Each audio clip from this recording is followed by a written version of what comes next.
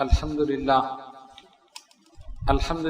رب العالمین والصلاة والسلام علی من کان نبیا وآدم بین الماء والطین وعلی آلہ واصحابہ اجمعین اما بعد فاعوذ باللہ من الشیطان الرجیم بسم اللہ الرحمن الرحیم ان الذین قالوا ربنا اللہ ثم استقاموا تتنزل علیہم الملائکہ اللہ تخافوا ولا تحزنوا وابشروا بالجنۃ التي کنتم توعدون صدق اللہ العظیم۔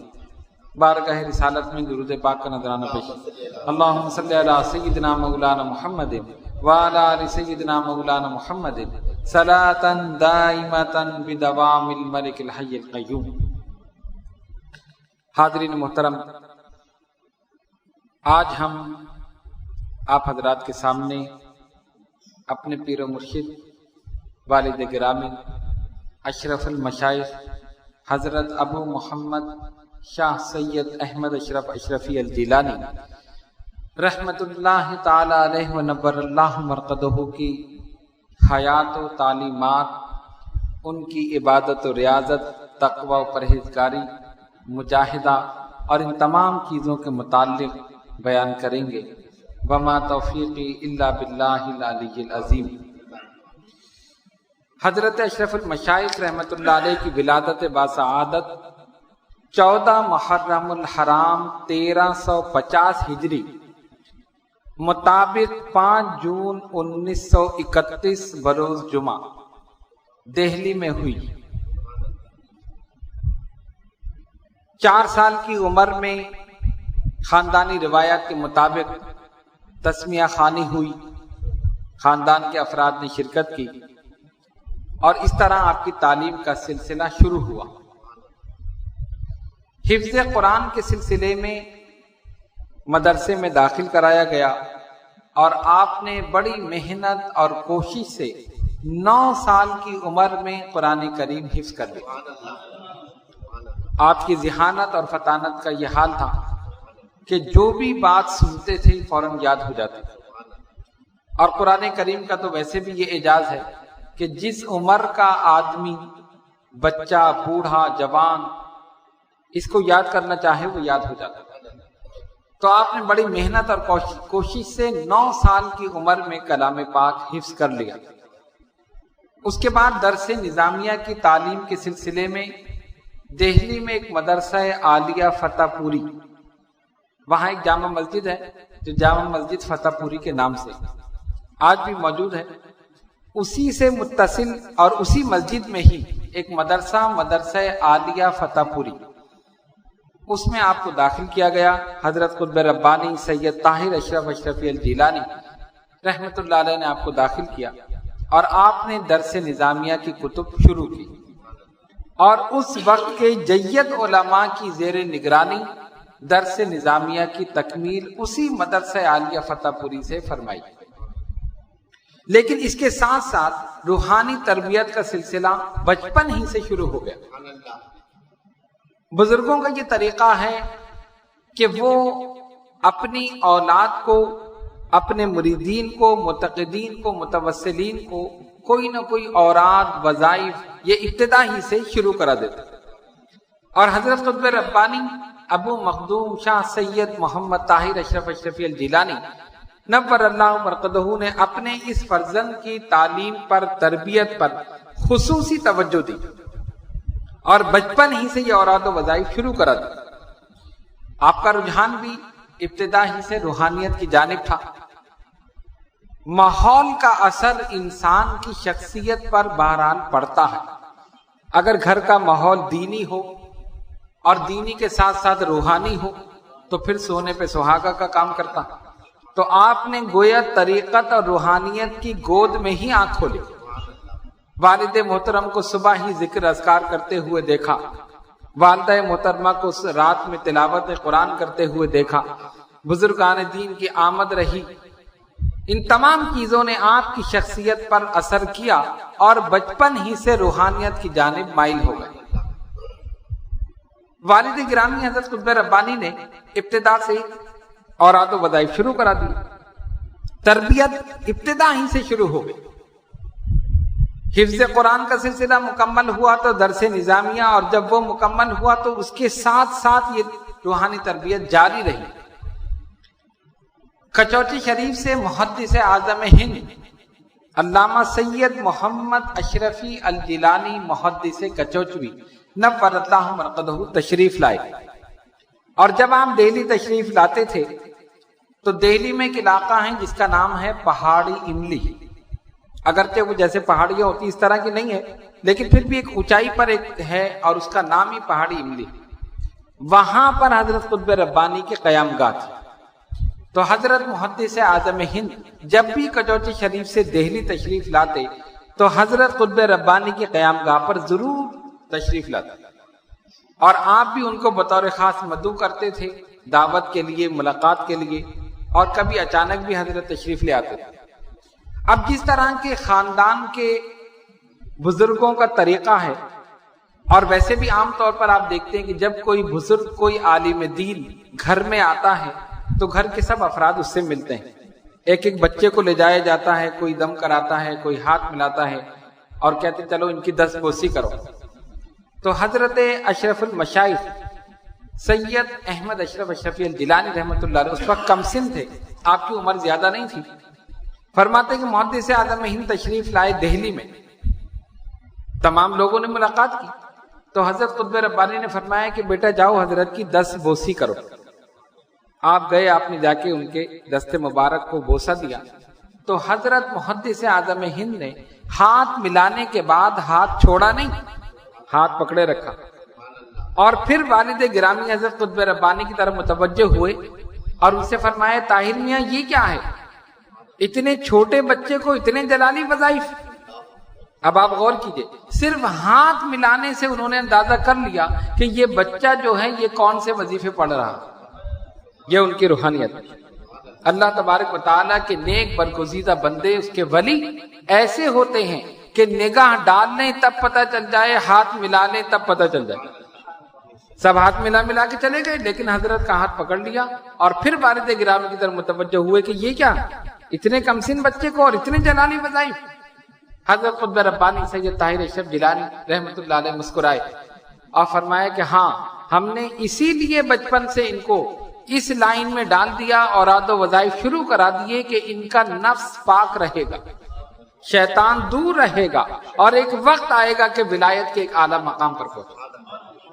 اس واقعے سے اندازہ ہوتا ہے کہ حضرت قطب ربانی نے حضرت اشرف المشائخ کو بچپن ہی سے خصوصی توجہ سے نوازا اور ان کی روحانی تربیت وہیں سے شروع کر دی۔ جو وظیفہ، جو چیز بھی والد گرامی نے آپ کو پڑھنے کے لیے بتائی، آپ نے پوری پابندی کے ساتھ، استقامت کے ساتھ اسے پڑھا۔ اور یاد رکھیے کہ ہر چیز میں استقامت ضروری ہے۔ لوگوں کی کیفیت یہ ہے کہ ایک چیز آج پڑھی چھوڑ دی، کل پڑھی پھر چھوڑ دی، استقامت نہیں۔ بخار ہوا تو چھوڑ دیا، طبیعت خراب ہوئی تو چھوڑ دی، پریشانی ہوئی تو چھوڑ دی۔ اگر انسان استقامت اختیار کر لے، 10 چیزیں پڑھنے کے بجائے ایک چیز پڑھے اور مسلسل پڑھے، اسی میں فلاح ہے، اسی میں کامیابی۔ بہت سے لوگوں کو ہوس ہوتی ہے نا، کسی کو مال کی ہوس ہے، کسی کو کھانے کی ہوس ہے، کسی کو دولت کی ہوس ہے، کچھ ہیں جن کو پڑھنے کی ہوس ہے۔ ایسے بھی لوگ، ہم یہ بھی پڑھ لیں، وہ بھی پڑھ لیں، جو چیز ہے یہ پڑھ لیں، فلاں وظیفہ پڑھ لیں، آیت الکرسی پڑھ لیں، سورہ اخلاص پڑھ لیں، اللہ الصمد پڑھ لیں، فلاں چیز پڑھ لیں۔ یہ سب چیزیں پڑھنے کے لیے ہیں، لیکن کسی ایک چیز کو اپنا معمول بنا لیں اور اس پر استقامت کے ساتھ قائم رہیں۔ اب ہوتا کیا ہے کہ 10 چیزیں پڑھتے ہیں اور کسی میں استقامت نہیں۔ 10 چیزیں پڑھ رہے ہیں، دعائے حضور بہت بھی پڑھ رہے ہیں، سورہ مزمل بھی پڑھ رہے ہیں، سورہ اخلاص بھی پڑھ رہے ہیں، اور دیگر چیزیں بھی پڑھ رہے ہیں، لیکن آج پڑھی تو کل چھوڑ دی، کل پڑھی تو پرسوں پڑھ لی، پھر وہ چھوڑ دی، تو اس طرح کر کے کوئی فائدہ نہیں ہوتا۔ ثواب تو ضرور مل جاتا ہے، ظاہر اللہ کا کلام ہے، ثواب ملے گا، لیکن جو اس کے نتیجہ، جو اس کا ثمرہ ملنا چاہیے، وہ چیز پھر ظاہر نہیں۔ تو اس کے لیے آپ تمام حضرات کے لیے بھی یہ ہدایت ہے کہ 10 چیزیں پڑھنے کے بجائے ایک چیز اگر پڑھیں، اس کو استقامت کے ساتھ پڑھیں۔ 2 چیزیں پڑھیں تب استقامت کے ساتھ پڑھیں۔ یہ نہیں کہ آج پڑھا چھوڑ دیا، پھر پڑھا چھوڑ دیا، پھر اس سے کوئی فائدہ نہیں۔ ہم پہلے بھی آپ کو بتا چکے ہیں کہ پانی کی ایک بوند آہستہ آہستہ پتھر پر گرتی ہے تو اس میں گڑا پیدا کر دیتی، حالانکہ پانی کی کیا حقیقت ہے؟ پتھر ایک ٹھوس چیز ہے، لیکن مسلسل گرنے کی وجہ سے اس میں بھی گڑا پیدا ہو جاتا ہے۔ تو اسی طرح مسلسل پڑھنے کی وجہ سے انسان کا قلب صاف ہو جاتا ہے، آئینے کی طرح روشن ہو جاتا ہے، شیطان دور ہو جاتا ہے، رحمان قریب ہو جاتا ہے۔ تو حضرت اشرف المشائخ کی یہ کیفیت تھی کہ والد گرامی نے جو چیز پڑھنے کے لیے بتائی پوری استقامت کے ساتھ پڑھا، سلسلہ جاری رہا۔ اسی دوران پاکستان معرض وجود میں آ گیا 1947 میں۔ حضرت قطب ربانی اس وقت دہلی میں ہندوستان میں وہیں تشریف فرماتے، قیام فرماتے، پہاڑی املی جو علاقہ تھا۔ آپ کے چھوٹے بھائی یعنی حضرت اشرف المشائخ کے چچا جن کا نام تھا سید سلطان اشرفی الجیلانی، ان کو ہندوؤں نے ان کے آفس میں حملہ کیا اور ان کو شہید کر دیا۔ ان کی شہادت کے بعد حضرت قطب ربانی سید طاہر اشرف گیلانی رحمۃ اللہ علیہ نے پھر ہجرت کا پروگرام بنایا۔ اپنے اہل و عیال کے ساتھ پاکستان بننے کے 1 سال کے بعد یعنی 48 میں آپ نے دہلی سے ہجرت کی اور پہلے لاہور تشریف لائے، وہاں کچھ دن قیام کیا اور وہاں سے پھر کراچی تشریف لے آئے۔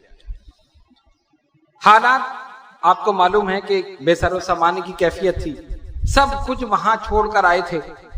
ہجرت کرنا کوئی آسان نہیں کہ ایک ملک سے دوسرے ملک، اور ویسے ہجرت کرنا کہ تمام ساز و سامان کے ساتھ وہ الگ بات ہے، اور ایک ہے بے سر و سامانی کی کیفیت، لٹنے کا ڈر ہے، قتل ہونے کا ڈر ہے، بہت سی خوف، بہت سی چیزیں۔ ظاہر ہے جو مسلمان جاتا تھا ہندو حملہ کر کے مال و اسباب لوٹ لیتے تھے، مار دیا کرتے، ختم کرتے۔ باہر صورت حضرت قطب ربانی نے ہجرت کی۔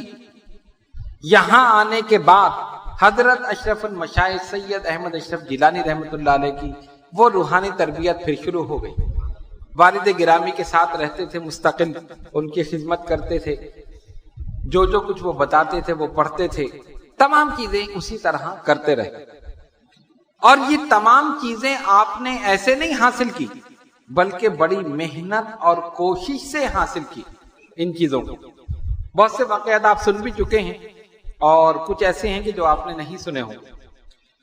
اس نشست میں ان تمام کا ذکر کرنا تو ناممکن ہے، لیکن میں چند چیزیں آپ کے سامنے بیان کروں گا جس سے یہ اندازہ ہوگا کہ ہمارے پیر و مرشد نے کس طرح ان تمام چیزوں کو کوشش اور محنت کے ساتھ حاصل کیا۔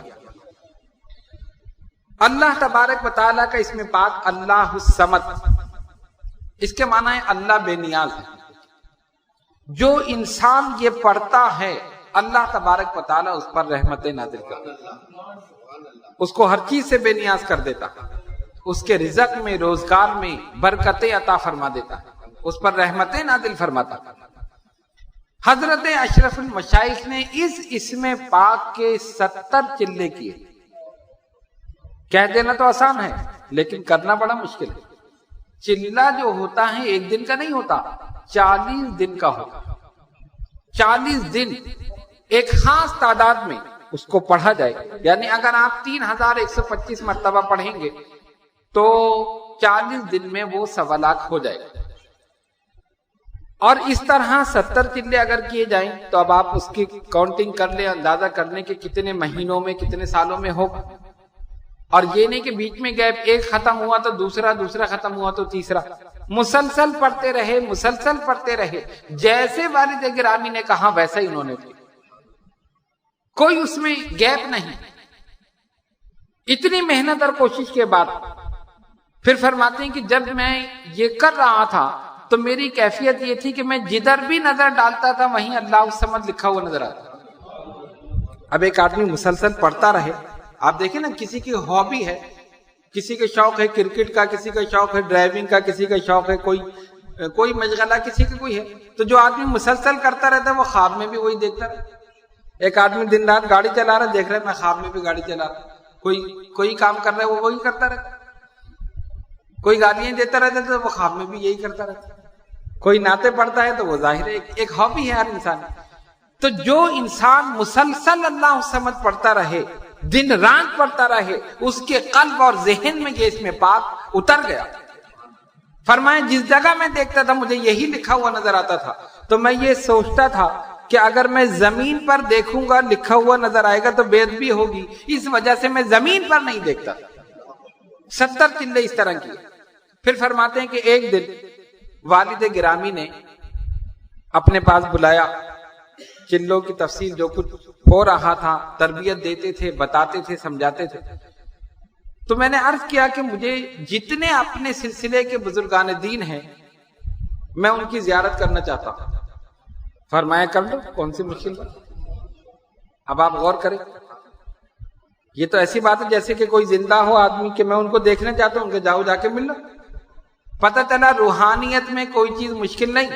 جو لوگ، جو بزرگان دین دنیا سے جا چکے ہیں، اگر آپ کا قلب گناہوں کی آلودگی سے پاک ہے، اگر آپ کا قلب گناہوں کی آلودگی سے بالکل صاف ہے، تو آپ سمجھ لیں کہ آپ یہیں بیٹھے بیٹھے زیارت کر سکتے۔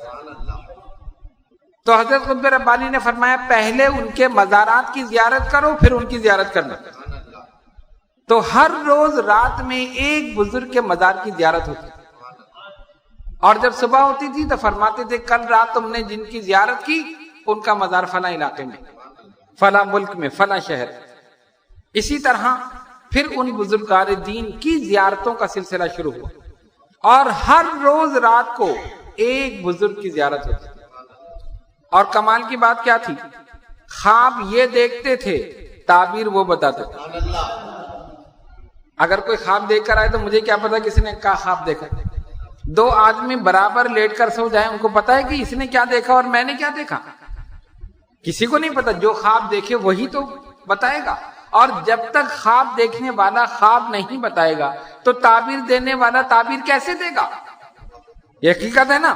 لیکن روحانیت میں یہ چیز ہے، آپ یہ دیکھ لیں کہ حضرت قطب ربانی سید طاہر اشرف جیلانی رحمت اللہ علیہ کی روحانیت کس مقام پر تھی کہ یہاں پر خواب دیکھ رہے ہیں حضرت اشرف المشائخ سید احمد اشرف جیلانی، اور صبح حضرت قطب ربانی فرما رہے ہیں بیٹا کل رات تم نے جن بزرگ کی زیارت کی تھی ان کا نام یہ ہے، ان کا مزار فلاں علاقے تعارف کرا رہے۔ ہر رات ایک بزرگ کی زیارت ہوئی۔ کتنا کرم ہوا ہو، کتنی رحمتیں نازل ہوئی ہو۔ اس سے پتہ چلا کہ روحانیت میں کوئی چیز مشکل نہیں ہے۔ انسان چاہے سب کچھ ہو سکتا ہے، شرط یہ ہے کہ اس کا قلب گناہوں کی آلودگی سے پاک اور صاف ہو۔ ہر روز زیارت ہو رہی۔ اور اسی میں ایک اور واقعہ بھی ذہن میں آیا جو حضرت نے خود بیان فرمایا تھا۔ فرماتے ہیں کہ 1957 میں 57 یہیں پر فردوس کالونی میں جو پرانا مکان تھا، حضرت والد گرامی اشرف المشائخ نے ایک بزرگ کی زیارت کی خواب میں، اور دوسرے دن دادا حضور قبلہ نے حضرت قطب ربانی نے فرمایا بیٹا کل رات تم نے جن کی زیارت کی تھی ان کا نام ہے عبداللہ، اور ان کا مزار ملک شام میں ہے۔ بڑے پائے کے بزرگ ہیں، بہت عظیم شخصیت۔ انہوں نے کہا ٹھیک ہے۔ چہرہ جو تھا ذہن میں بیٹھ گیا، نورانی چہرہ۔ 57 میں زیارت کی اور 61 میں حج کے لیے تشریف لے گئے۔ فرماتے ہیں کہ حج کرنے کے بعد جب مدینہ طیبہ پہنچا اور وہاں پر مسجد نبوی میں بیٹھا ہوا تھا تو میں نے دیکھا کہ صحن میں سامنے سے ایک بزرگ آ رہے ہیں۔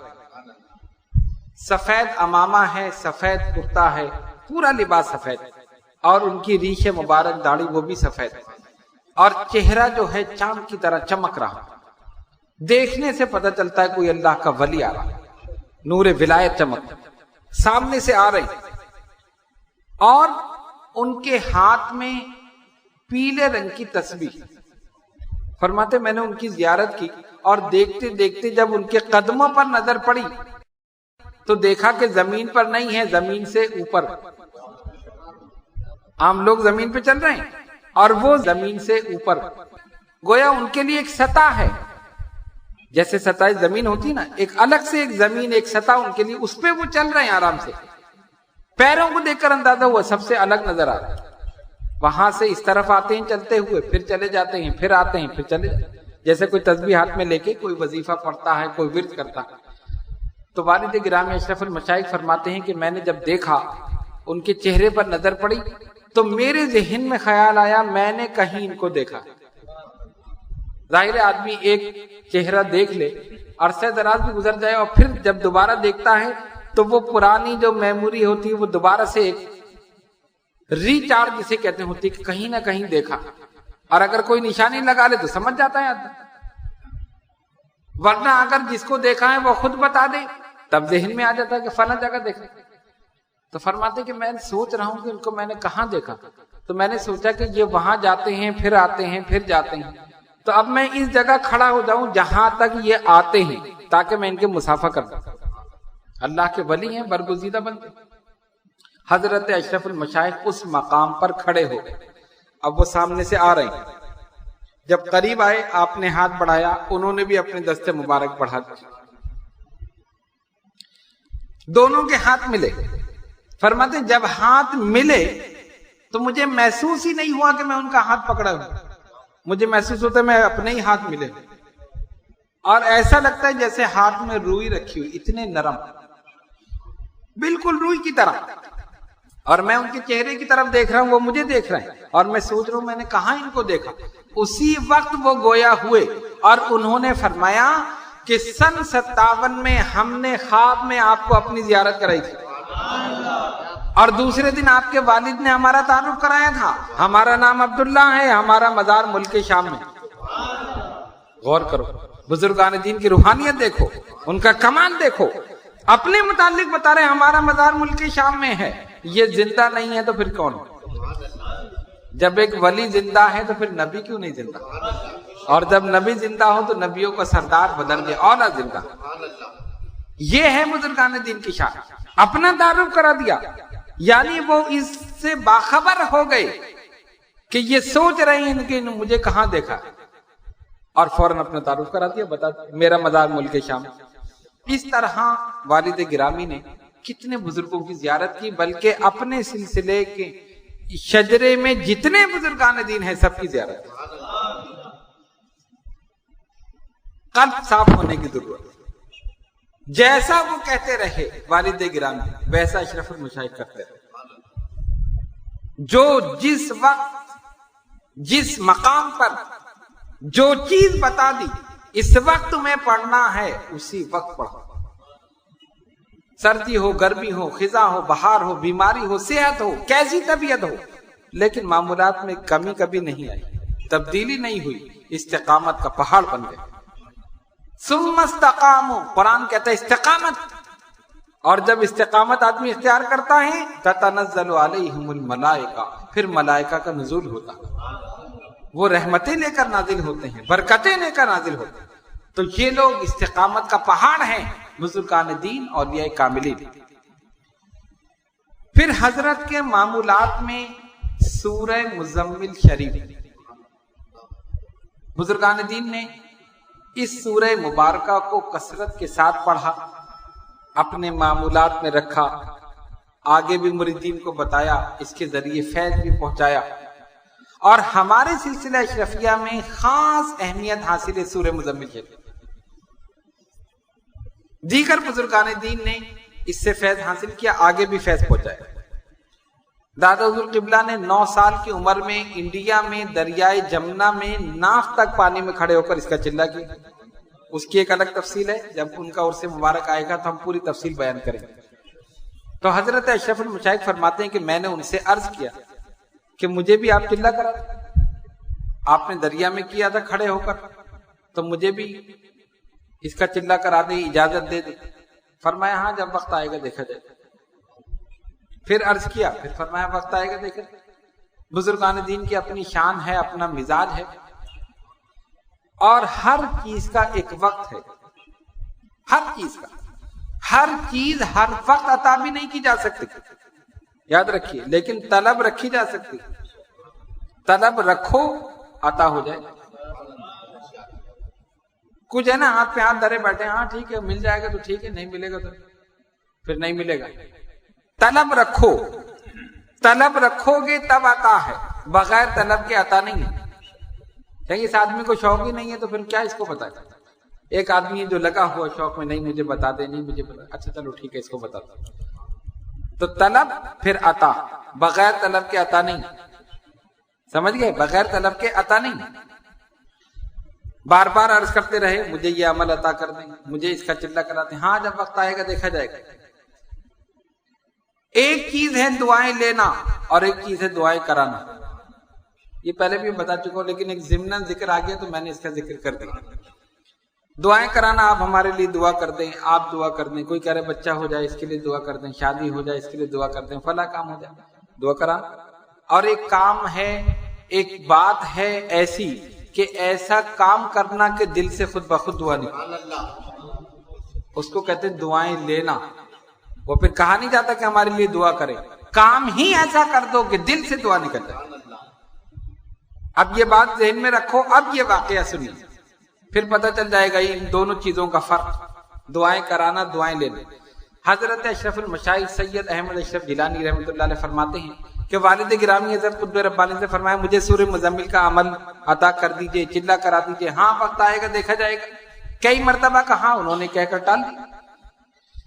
ہجرت کے بعد پاکستان تشریف لائے, ملٹری ہاسپٹل کلفٹن پر, پی این شفا آج کل جو ہے, وہاں پر مہاجرین کی آبادی ہوئی. جس طرح کہ آپ دیکھتے ہیں کہ اسپتال میں بڑی بڑی بیریکیں ہوتی ہیں, برآمدے سے ہوتے ہیں, اس میں پارٹیشن کر کے ترپال وہ کمرے بنا دیے عارضی طور پر, یہاں پر رہی. تو حضرت قطب ربانی رحمۃ اللہ علیہ کے لیے علیحدہ سے ایک بنا دیا کمرہ, تاکہ جو مریدین آئے ملاقات بھی کر لیں, حضرت کے اوراد و وظائف بھی ہوں. تو والد گرامی اشرف المشائخ رحمۃ اللہ علیہ فرماتے ہیں سخت سردی تھی, ٹھنڈی ہوا چل رہی تھی, رات کا وقت تھا, پورا کھلا میدان ظاہر, اور اس میں وہ بیریکیں بنی ہوئی, ترپالیں ڈلی ہوئی ہیں, اس کے کمرے بنے ہوئے, اس سے کیا سردی رکے گی. حضرت قطب ربانی کی کیفیت یہ تھی کہ جب سوتے تھے اور جب بھی کروٹ لیتے تھے ان کی زبان سے نکلتا تھا یا رسول اللہ صلی اللہ علیہ وسلم. کیفیت دل سے آواز خود بخود نکل رہی, جیسے ہی کروٹ لیں گے یہ آواز نکل. تو انہوں نے کروٹ لی اور کہا یا رسول اللہ صلی اللہ علیہ وسلم, اور حضرت اشرف المشائخ سے فرمایا بیٹا پانی لاؤ, پانی. اور اس وقت ان کو بخار تھا, لیٹے ہوئے تھے. والد گرامی پانی لینے کے لیے چلے گئے, انہوں نے کروٹ لی, نیند آ گئی, سو گئے. اب جب یہ پانی لے کر آئے تو دیکھا کہ حضرت سو رہے, اسی کیفیت میں کھڑے رہے. کہا یہی رات ہے, جو کچھ ملے گا اسی میں مل جائے. 2 گھنٹے کھڑے رہے اسی طرح, سخت سردی ہے, ہوا چل رہی ہے, لیکن صرف اس لیے کہ اگر ان کو ضرورت پڑی میں نہ ہوا تو پریشانی ہوگی, اسی انداز میں کھڑے, پانی کا گلاس لے. 2 گھنٹے کھڑے رہے. فرماتے اس 2 گھنٹے میں کیفیت یہ ہوئی کہ میری ٹانگیں اور ہاتھ ایسا لگتا تھا کہ ہے ہی نہیں. سردی کی وجہ سے, سخت تیز ہوا کی وجہ سے بالکل سن ہو گئے, لیکن یہ کھڑے میں پانی کا گلاس.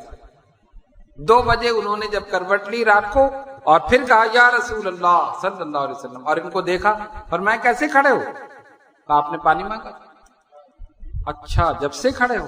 انہوں نے کہا جی جب سے کھڑے, اور اسی لیے کھڑا ہوں کہ آپ کو اگر ضرورت پڑ گئی, میں چلا گیا تو پریشانی ہوگی, تو اس وجہ سے میں اسی طرح کھڑا. بس اللہ کے ولی کا دل خوش ہو, اور جب ولی خوش ہو جائے تو پھر اللہ کی طرف سے حکم ہوتا ہے دے دو اس کو جو چاہے, عطا کر دو. کہا ٹھیک ہے, پانی پیا. اس کے بعد کہا وضو کراؤ. تو حضرت کی کیفیت یہ تھی کہ اس زمانے میں گیزر نہیں تھے, اور بیسر زمانے کی کیفیت میں گیزر ہوتا بھی تو کہاں لگتا. مہاجرین آباد ہیں ظاہر, چند دن کے لیے ترپالیں ڈلی ہوئی ہیں, نہ اپنا مکان ہے نہ کچھ. تو وہ اسٹوو ہوتا ہے, اسٹوو شاید آپ لوگ جانتے ہیں, اب تو ہوتا ہی نہیں. اس پر انہوں نے پانی کا وہ برتن رکھ کے پانی گرم کیا, اور اس کے بعد تھوڑا سا پانی اس میں ملایا, پھر وضو کے قابل کیا, پھر اس کا لوٹا بھر کے رکھا, پھر ایک اوپر سے چبوترا جو تھا اس پہ ایک پٹھرا رکھا, پھر حضرت کو پکڑ کے لا کے اس پر بٹھایا, وضو کرایا. اور وضو کرنے کے بعد پھر ان کو پکڑ کے, کیونکہ کمزور سے کافی, نقاہت کافی ہو چکی تھی, تو حضرت کے کندھے پر ہاتھ رکھے, حضرت قطب ربانی حضرت اشرف المشائخ کندھے پہ ہاتھ رکھ کے پھر ان کو لے کر آئے اور مصلی پہ لا کے کھڑا کیا. جب وہ کھڑے ہوئے بس دریائے رحمت جوش میں آیا، فرمایا آؤ. جیسے ہی قریب آئے ان کو اپنے سینے سے لگا.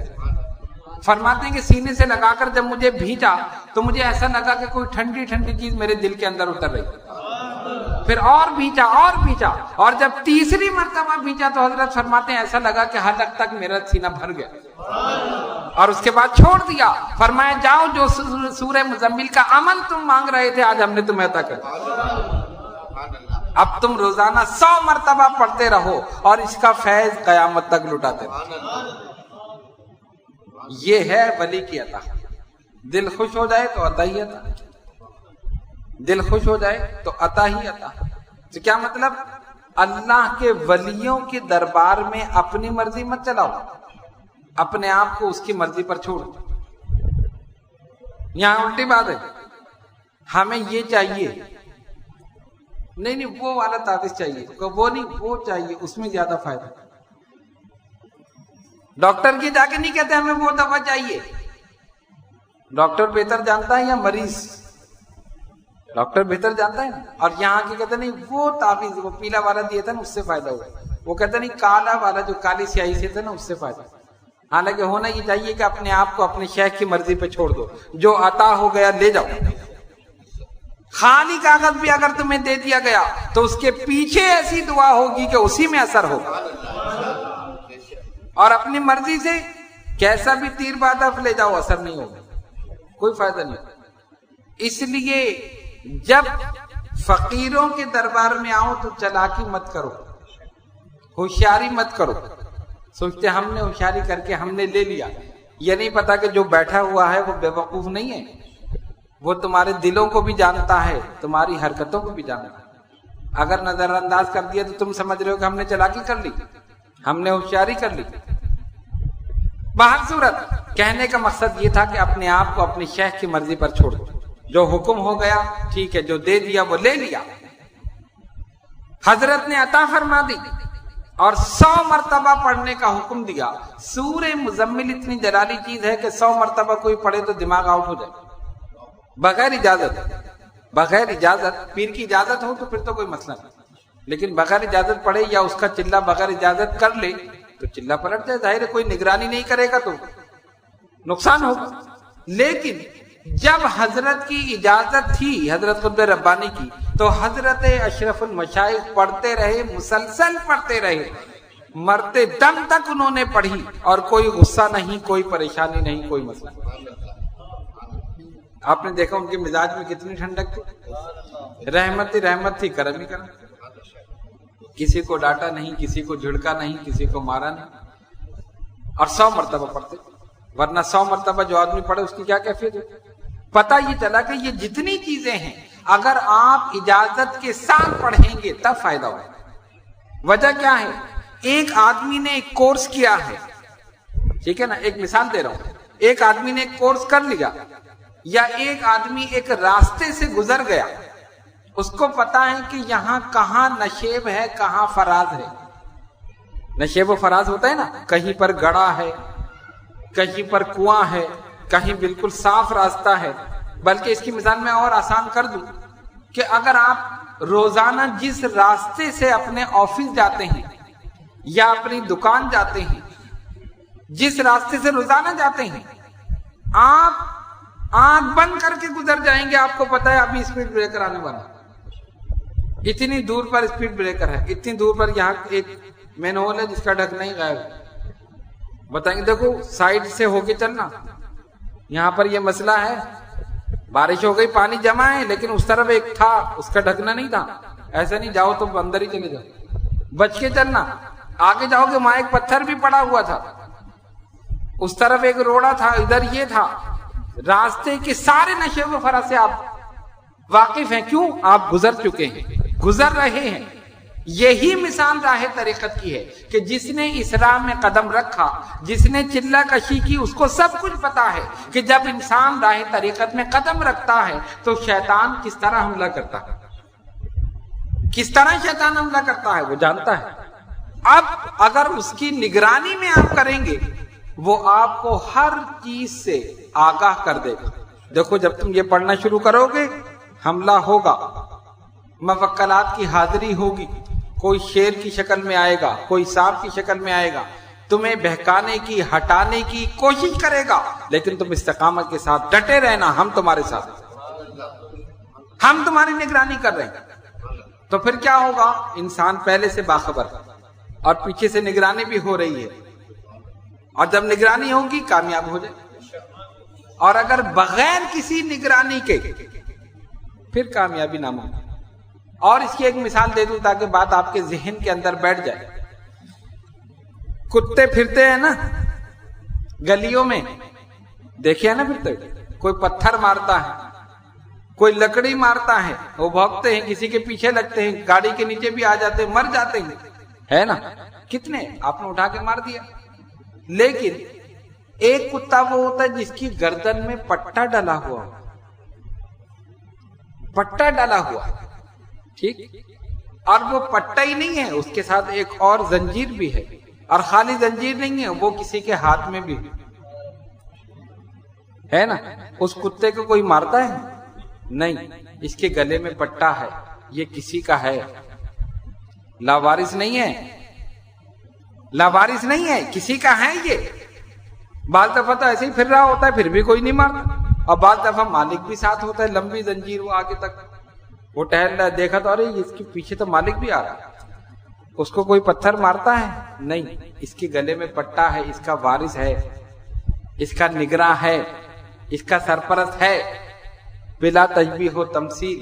ہم انہی کے مانند ہیں جن کے گلوں میں غلامی محمد مصطفیٰ صلی اللہ علیہ وسلم کا پٹا ڈلا ہوا، سرکار کی غلامی کا پٹا ہے، اور وہ پٹا اسی وقت ڈالے گا جب ان بزرگان دین کے غلام، کوئی غوث اعظم کا غلام ہے تو کوئی غریب نواز کا غلام ہے، کوئی مخدوم سمنانی کا غلام ہے، کوئی مجدد الف ثانی کا غلام ہے، کوئی کسی کا غلام ہے، کوئی کسی کا غلام ہے، اور کوئی کسی کا بھی غلام ہو، در حقیقت میں یہ سب حضور کے غلام ہیں۔ تو کسی کے گلے میں قادری پٹا ہے، کسی کے گلے میں چشتی ہے، کسی کے گلے میں نقشبندی ہے، کسی کے گلے میں سہروردی ہے، جتنے سلاسل ہیں ان سب کے پٹے گلے میں ڈلے ہوئے ہیں۔ اسی لیے ہم بے فکر ہیں کہ ہم لاوارث نہیں ہیں، وارث پیچھے موجود ہے۔ ہمیں یہ زمانے والے کچھ نہیں کر سکتے، نہ شیطان حملہ کر سکتا ہے، نہ اس کی ذریت حملہ کر سکتی ہے، اس لیے کہ وارث غوث اعظم موجود ہیں، وارث مخدوم سمنانی موجود ہیں، وارث اشرف المشائخ قطب ربانی موجود ہیں۔ لہذا ہمیں بے وسیلہ نہ سمجھو، بے سہارا نہ سمجھو، لا وارث نہ سمجھو، وارث موجود ہیں، اسی لیے ہم بے فکر ہیں۔ تو وارث ہونا ضروری ہے، سرپرست ہونا ضروری ہے۔ اگر سرپرست نہیں تو پھر یہ حملہ کر دے گا، دنیا والے بھی حملہ کریں گے، شیطان بھی حملہ کرے گا، گمراہ کر دے گا۔ اس لیے ضروری ہے کہ کسی نہ کسی کے دامن سے وابستہ ہو جاؤ اور اپنے گلے میں اس کی غلامی کا پٹا ڈالا، جو جس کا ہو جاتا ہے پھر وہی وارث ہوتا ہے، وہ حفاظت بھی کرتا ہے، وہ نگرانی بھی کرتا ہے، وہ سرپرستی بھی کرتا ہے، وہ رہنمائی بھی کرتا ہے، اور اس کو صراط مستقیم سے گزار دیتا ہے، اور اگر نہ ہو تو اسی میں گمراہ ہو جاتا ہے۔ کتنے گمراہ ہو گئے؟ تو پتہ یہ چلا کہ اللہ کے یہ نیک اور برگزیدہ بندے جب اس راہ میں قدم رکھتے ہیں تو کسی نہ کسی کی سرپرستی ضرور حاصل کرتے ہیں۔ تو حضرت اشرف المشائخ ابو محمد شاہ سید احمد اشرف الشفیع الجیلانی نور اللہ مرقدہ نے اتنی محنت کوشش سے ان چیزوں کو حاصل کیا، اور پھر پوری استقامت کے ساتھ اس پر عمل بھی کیا۔ کتنے بزرگان دین کی زیارتیں کی، اور وہ فیض جو بزرگان دین سے لیا پھر وہ آگے پہنچا دیا، آگے لوٹا دیا۔ میں نے تو صرف یہ چند واقعات آپ کے سامنے بیان کیے ہیں، اور انشاءاللہ مختلف اوقات میں ہم کرتے رہیں گے اور کوشش کریں گے کہ حضرت کی ایک مفصل سوانح حیات جس میں یہ تمام حالات اس میں جمع کیے جائیں، اس کو عنقریب شائع کیا جائے۔ 17 مرتبہ آپ نے حج بیت اللہ کی سعادت حاصل کی، مسلسل گئے 17 مرتبہ، اور صرف اگر آپ کے حج کے واقعات ہی جمع کر لیے جائیں وہی ایک مفصل کتاب ہے، یعنی اور واقعات کو چھوڑ دیجئے، عبادت اور ریاضت، تقوی، پرہیزگاری، چلہ کشی سب ایک طرف، صرف وہ 17 حجوں میں جو جو انعامات انہیں حاصل ہوئے، جو نعمتیں حاصل ہوئیں بارگاہ رب العزت سے اور بارگاہ رسالت صلی اللہ علیہ وسلم، ان کو ہی جمع کر لیا جائے تو وہی ایک کتاب۔ ہم پہلے بھی شاید بیان کر چکے ہیں کہ حضرت کی حیات مبارکہ میں ہم نے رسالے میں ایک مضمون لکھا، اور اس مضمون میں یہی چیزیں بیان کی۔ کون سی چیزیں ہیں؟ حضرت کے حج کے واقعات سارے نہیں بیان کیے، پہلی قسط ہم نے شائع کی، واقعات حقیقت فی حیات شیخ طریقت، یہ عنوان رکھا۔ صرف ایک مضمون ہم نے رسالے میں چھاپا، پہلا مضمون چھپا، حضرت نے فوراً مجھے بلایا، یہ تم نے کیوں لکھا؟